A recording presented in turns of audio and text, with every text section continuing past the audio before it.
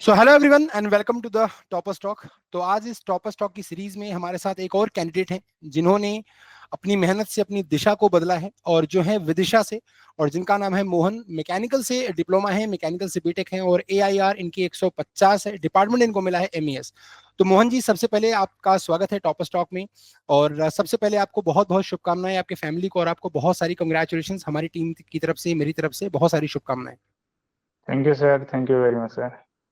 तो मोहन जी, कैसा लग रहा है? मतलब ऐसा लग रहा है कि एसएससी जेई को आपने मोह लिया, कैसा लग रहा है? डेफिनेटली सर, बहुत अच्छा लग रहा है सर। डिपार्टमेंट भी अच्छा मिला है। एक सभी का सपना रहता है, मेरा भी था, तो फाइनली मेरा सपना पूरा हुआ है। एमईएस मिला है तो। चलो, बहुत बढ़िया। मोहन जी, थोड़ा सा ब्रीफ करिए बच्चों को, जो भी आपको देख रहे हैं, थोड़ा सा बताइए अपने बारे में, अपना थोड़ा सा ब्रीफ इंट्रोडक्शन दीजिए, फैमिली बैकग्राउंड, लाइक ये सर। पढ़ाई लिखाई जो भी है। ओके सर, मैं मध्य प्रदेश के विदिशा जिले के गांव से बिलोंग करता हूँ। मैंने सर अपनी बेसिक स्कूलिंग जो है एक गवर्नमेंट स्कूल से पूरी की है। इसके बाद 10th के बाद मैंने डिप्लोमा किया है। विदिशा कॉलेज है एक, सम्राट अशोक टेक्नोलॉजी का इंस्टीट्यूट, सम्राट अशोक के नाम पे है सर। इसके बाद मैं 2016 का पास आउट हूँ, डिप्लोमा बैच सर। इसके बाद मैंने उसी कॉलेज से बीटेक कंप्लीट किया है 2019 में। जी। देन इसके बाद सर मैं प्रिपरेशन किया हूँ। बीच में कोविड भी आया है तो प्रिपरेशन भी इधर उधर हुई है उसमें। इसके बाद सर जो मेरी सही से प्रिपरेशन स्टार्ट हुई है वो 2022 से मैंने किया है। इसके बाद मुझे फिर रिजल्ट भी मिलते रहे हैं। फाइनल सिलेक्शन मेरा 2024 में हुआ है। और मेरी ओवरऑल जो रैंक है वो 150 है और एमईएस कैटेगरी में मेरी रैंक 25 है। ठीक है, बहुत बढ़िया। एक बार मोहन जी, आपसे अभी आपको जो देखने वाले लोग हैं वो ये भी जानना चाहते हैं, एक बार आप अपना स्कोर बताइए जरा, सीपीटी 1 और सीपीटी 2 में आपके कितने स्कोर है? सर मेरा सीबीटी 1 में 149.57 था और जी। सीबीटी 2 में 274 है। ओवरऑल 423.57 है। ठीक है, मतलब आपके लगभग 424 नंबर हैं और आपको एमईएस मिला हुआ है। ये तो सर, खुश हैं आप अपने डिपार्टमेंट से, एमईएस से? बढ़िया। डेफिनेटली सर, खुश तो है। चलिए, ठीक है, बहुत अच्छा डिपार्टमेंट है, काफी डिसिप्लिन्ड और प्रेस्टिजियस डिपार्टमेंट है। तो उम्मीद है कि यस आप सर। वहां पर जाकर अपने लिए, अपने समाज के लिए, अपने देश के लिए कुछ बेहतर कर पाएंगे। तो चलिए, यस सर। एक बार थोड़ा सा अपनी स्ट्रैटेजी शेयर करते हैं मोहन जी, कि आपने कैसे अपने ड्रीम को चेज करने के लिए, आप जब इस पाथ पर चले, आपने जैसा कि बताया, आपने बहुत सारे एग्जाम और भी क्रैक किए, पर फाइनली आपको डेस्टिनी जो है वो यहाँ पर मिली। तो इस जर्नी में आपने, ये एसएससी जेई की मैं स्पेसिफिकली बात कर रहा हूँ, तो यहाँ पर आपने कैसे अपने इस पोर्शन को कवर किया, टेक्निकल को, नॉन टेक्निकल को आपने कैसे मैनेज किया? बिकॉज जब आप पढ़ाई में होते हैं और आप एक फेलियर भी देखते रहते हैं कभी ना कभी, तो इंसान के पास एक जो उम्मीद है वो धीरे धीरे टूटती जाती है। और फिर ये लाइक पढ़ाई में फिर मन ज्यादा लगता नहीं कि अगर आप कंटिन्यूअस फेलियर देखते हैं। तो इन सब जद्दोजहद में आपने अपने कैसे टाइम टेबल को मैनेज किया, कैसे अपने टेक्निकल और नॉन टेक का सेगमेंट मैनेज किया? सर बेसिकली मैं कहूँ तो मैंने स्टार्ट गेट के प्रिपरेशन के लिए की थी, कोचिंग वगैरह की थी गेट के लिए। लेकिन उस टाइम पे मैंने बहुत ज़्यादा ध्यान नहीं दिया गेट के लेवल की पढ़ाई के लिए, तो फिर मैं उस लेवल को छोड़ के पीएसयूज और ये जो वनडे एग्जाम्स रहते हैं उसके लिए मैं डाइवर्ट हो गया। फिर सर स्ट्रेटेजी के लिए ये है कि सबसे पहले जो सबसे इम्पोर्टेंट रहता है कि हमारे जो भी नोट्स हैं, या तो ऑनलाइन कोचिंग के हों या ऑफलाइन को जहाँ से भी हमने बनाए हैं, उनको हमको बहुत अच्छे से रिवीजन करना है। तो सर एक बार जब हम करीब 2-3 बार रिवीजन कर लेते हैं अपने सब्जेक्ट का, नोट्स का, तो चीज़ें बहुत ज़्यादा हमको याद रहने लगती हैं। लेकिन सर मोस्टली समस्या क्या रहती है कि हम रिवीजन भी कर रहे हैं, याद भी कर रहे हैं, लेकिन एक टाइम के बाद चीज़ें भूल जाते हैं, वो याद नहीं रह पाती लंबे टाइम तक। और एग्जाम्स में सारी चीज़ें एक साथ सारे, जैसे मैकेनिकल के 12-13 सब्जेक्ट हैं, तो सारे सब्जेक्ट को एक साथ यूज करना है एग्जाम्स में। तो सर इसके लिए मैं बहुत ज़्यादा ध्यान दिया हूँ। तो टेस्ट पे जैसे हमने रिवीजन कर लिया नोट्स का, तो सर वो एक जैसे कि एग्जाम्स का पैटर्न रहता है, चेंज होते रहते हैं क्वेश्चंस। तो सर जो नोट्स हैं वो एक बेसिक हमको आइडिया देते हैं सब्जेक्ट का, और जो क्वेश्चंस आते हैं वो आते हैं एप्लीकेशन बेस।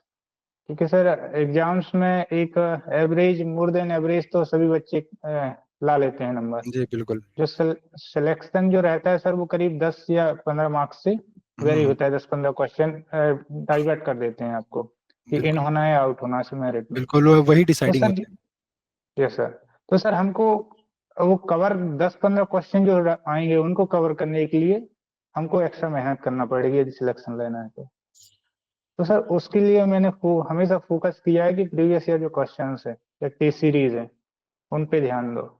रिवीजन करना है बीच बीच में, जैसे भूलते हैं वो ऐसी बातें भूल जाते हैं, लेकिन सर जैसे हम रिवीजन कर लिए तो जब हम टेस्ट देंगे या पीवाईक्यू लगाएंगे तो उसमें ये है कि हमने जो बेसिक पढ़ा है उसको हम अप्लाई कर रहे हैं। एक तरह से ये माइंड को सिग्नल जाएगा कि हमको कुछ चीज याद रखना है जो आगे यूज होना है। तो वो नहीं है कि सर जैसे याद रख लिए तो यूज नहीं किए तो भूल गए। तो सर मेरा प्रीवियस ईयर क्वेश्चंस और टेस्ट सीरीज पे बहुत ज्यादा फोकस रहा है। सर एक जो अलग बात मैं शेयर करना चाहूंगा वो ये है कि जैसे सर मैंने क्वेश्चंस लगाए या टेस्ट सीरीज लगाई तो उसमें मुझे 100 के जैसे यदि 100 क्वेश्चन है एक टेस्ट में तो करीब मुझे 5 से 7 क्वेश्चन ऐसे मिलेंगे जो बिल्कुल एकदम नए रहेंगे, जो ना बिल्कुल। मेरे कहीं नोट में होंगे और ना शायद मैंने कहीं पढ़ा होगा। अब वो गलत होंगे सही होंगे वो तो बाद में देखेंगे, लेकिन वो क्वेश्चन नए हैं तो मेरा टारगेट रहता था कि मैं एक मेरा रिकॉर्ड सेपरेट बनाता हूँ। तो उसमें मैं रिकॉर्ड को सर सब्जेक्ट के हिसाब से इसको 20-25 पेज एक सब्जेक्ट के लिए रख देते हैं, सेक्शन वाइज उसको डिवाइड कर लिए। तो फिर सर जो क्वेश्चन नए हैं या फॉर्मूला बेस है या कुछ ट्रिक है या एम्पेरिकल वैल्यू है तो उनको उस सब्जेक्ट में हमको लिखना है। तो सर जैसे कि अब एग्जाम्स आने वाला है, माने कि 8 दिन बचे हैं या 5-7 दिन बचे हैं, तो हमारा जो रिवीजन है वो हो चुका है, नोट्स का टेस्ट सीरीज वगैरह हम लगा चुके हैं। तो सर फाइनल रहता है कि मुझे जो नोट्स मैंने सेपरेट क्वेश्चंस का बनाया है उसको हर हाल में रिवीजन करना है। कहना चाहिए कि आखिरी का जो ब्रह्मास्त्र है वो मेरे लिए वही था बिल्कुल। कि मुझे वो हर हाल में यूज करना है। तो सर वो क्वेश्चंस एज इट इज आ जाते हैं क्योंकि एम्पेरिकल वैल्यू है, उसमें कुछ चेंज नहीं होना है। जैसे मेंस में इस बार कुछ क्वेश्चन थे ऐसे जो जी। एज इट इज आए थे। तो ये सर बेसिक प्लान है तो मोहन जी, तैयारी का जो आप मुझे कितने लगा। कितने मॉक टेस्ट आप लगाते थे, कैसे टेस्ट सीरीज आप सॉल्व करते थे, कितने मॉक टेस्ट आप महीने में लगाते थे एग्जाम के टाइम में, जब 2-3 महीने एग्जाम बचा तो कितने टेस्ट सीरीज आप कितने मॉक लगाते थे? सर एक्चुअली क्या है कि मैंने बहुत सारे एग्जाम्स दिए हैं और कई पेपर मैंने क्रैक भी किए हैं, फाइनल सिलेक्शन नहीं हो पाया, लेकिन सर जब हम तैयारी करते हैं और पेपर देते हैं तो उससे ना एक आइडिया हमको ये लग जाता है कि यार किस लेवल का मुझे पढ़ना है और क्या पढ़ना है क्या छोड़ना है। तो सर धीरे धीरे फिर रिवीजन ना आपका कम हो जाता है, आपका वो विश्वास बढ़ने लगता है कि यार मैं टेस्ट दूंगा उसी में मेरा रिवीजन होगा। तो सर एक टाइम ये था कि मैं फिर नोट्स पे ज्यादा निर्भर नहीं रहा। जैसे अब नोट्स रिवीजन कर लिए तो मैं बहुत ज्यादा फिर फ्रिक्वेंटली नोट्स रिवीजन नहीं करता था। ठीक मेरा है। रिवीजन वही टेस्ट सीरीज पीवाईक्यू से होता रहता था, ठीक है। ठीक कॉन्सेप्ट है। रिवाइज होते रहते थे। ठीक है मोहन जी, एक ये है स्ट्रेटजी आप थोड़ा सा बच्चों को ये बताइए कि ठीक है, टेक्निकल का तो सब ऑलमोस्ट सेम ही करते हैं, नॉन टेक का पोर्शन सर। कैसे मैनेज करते हैं आप, स्पेशली जीएस वाला पार्ट कैसे मैनेज किया आपने, 50 नंबर का जो sir GS? Yes sir. Sir non tech की कहूँ तो मेरा नॉन टेक बहुत ज्यादा वीक था। जिसमें स्टार्ट किया था प्रिपरेशन तो मुझे एक तरह से डर लगता था नॉन टेक से, क्योंकि टेक्निकल बैकग्राउंड से है, जीके जीएस हमने कभी पढ़ा नहीं है। लेकिन सर वही है कि यदि चीजों को दूर से देखते हैं तो वो थोड़ी कठिन लगती हैं, जब पास बिल्कुल। आके देखते हैं तो थोड़ी पिक्चर क्लियर होती है कि इतना भी कठिन नहीं है जितना हम सोच रहे हैं। तो फिर सर उसके लिए मैंने क्या किया है कि सर इंटरेस्ट मेरे टेक्निकल फील्ड में ही था जाने का, लेकिन मैं नॉन टेक के पेपर देता था। जैसे एसएससी लेवल के होते हैं या स्टेट लेवल के जो होते हैं, तो उससे क्या है सर एक जो फ्लो रहता है ना बना रहता है। क्योंकि ये ह्यूमन टेंडेंसी है कि जब एग्जाम्स आएगा तो हमारा माइंड बिल्कुल एक्टिवेट हो जाएगा कि अरे पढ़ना है, बहुत अच्छे से पढ़ना है, पेपर आ रहा है। तो सर मैं नॉन टेक के वहां से थोड़ा मुझे हेल्प मिली है कि मैं नॉन टेक उन पेपर के बहाने मेरा नॉन टेक तैयार हुआ है। ठीक है। बाकी सर यूट्यूब पे कंटेंट बहुत ज्यादा है। और सर एसएससी जेई की स्पेसिफिकली बात करें तो जो जीएस वाला पोर्शन है वो जी के नहीं है सर, पूरा उसमें साइंस इंक्लूड है। हाँ जी, हाँ जी। और इंजीनियरिंग बैकग्राउंड के लिए सर साइंस थोड़ा आसान पड़ जाता है उसको सॉल्व करना।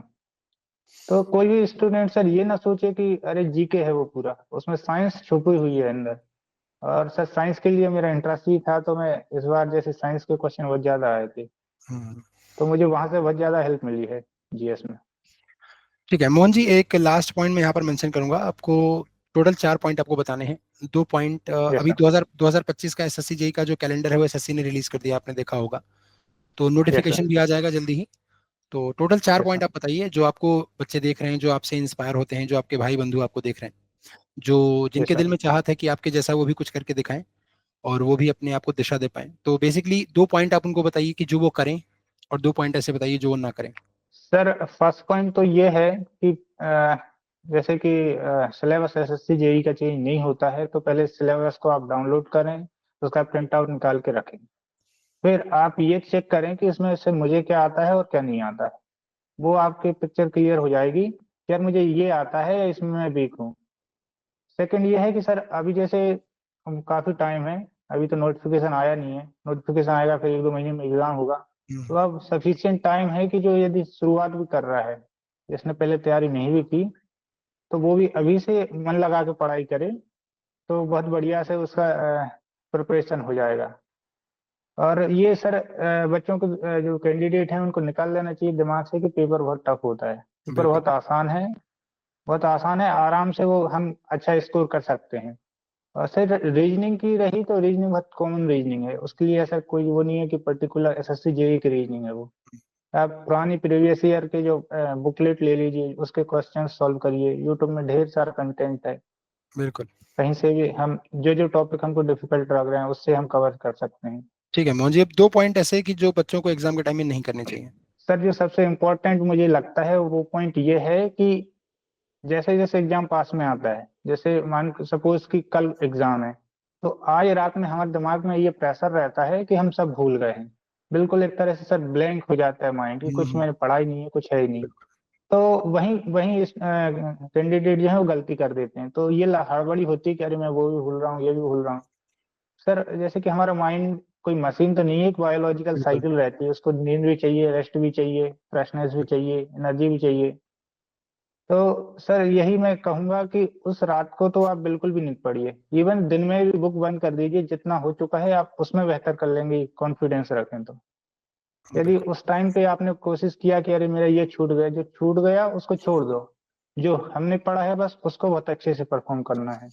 ये सर सबसे बड़ा ब्लंडर पॉइंट जो होता है कि हम उस रात को भी क्वेश्चन अटेम्प्ट करते हैं, या फिर बिल्कुल हम रात को लेट नाइट सोएंगे। इवन सर ये मेरे साथ तो ये भी हुआ है कि खाने की भी याद नहीं रहती, क्योंकि माइंड बिल्कुल एक पॉइंट पे पॉइंटेड है।